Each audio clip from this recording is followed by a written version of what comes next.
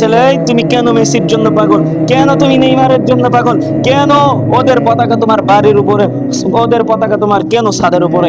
ও তোমার কি উপকার করছে তুমি জানো? ওদের ইতিহাস ও কে তুমি জানো? তোমার পরম শত্রু। রাসূল বলে, যার সাথে যার মহাব্বত তার সাথে তার কিয়ামত। তোমার শরীরের দিক তাকাইলে, তোমার চাল চলনের দিক তাকাইলে, ওর গেঞ্জি তোমার শরীরে, ওর লিবাস তোমার শরীরে, ওর চুল কাটা, ওর স্টাইল তোমার শরীরের মধ্যে।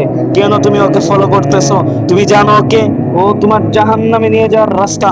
তুমি ওকে মহব্বত করতেছো। তুমি বলো মুসলমান, তোমার বাপ বলে মুসলমান, তোমার মা বলে মুসলমান, তোমার মায়ের রক্ত মধ্যে মুসলমানের রক্ত বলে, তুমি কেন তাকে অনুসরণ করো? কেন অনুসরণ করো বলো?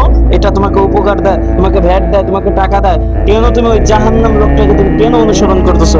তুমি বলো, ওই মেসির জার্সি যদি তোমার গায়ে থাকে, ওই আর্জেন্টিনা ব্রাজিলের গার আর তারা শরীরের, তাদেরকে তুমি ফলো করো, তাদের দৃশ্য যদি তোমার শরীরের মধ্যে যদি থাকে, আর ওই অবস্থায় যদি মারা যাও, বলো তোমাকে কোন জায়গা পাঠাবে? তোমার কবরটা হবে কোথায়? তোমার কি অবস্থা হবে?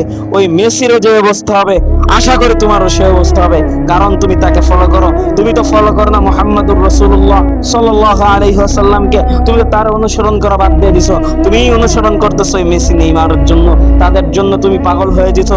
ঘন্টার পর ঘন্টা সময় নষ্ট করে, সময় অপচয় করে তাদের খেলা তুমি দেখতেছো। তুমি কি?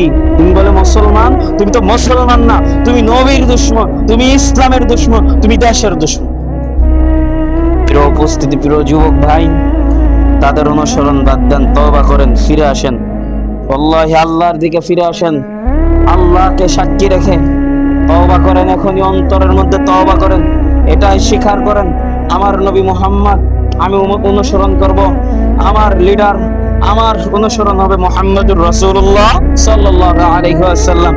দুনিয়ার কাউকে না, দুনিয়ার কোনো মানুষকে না।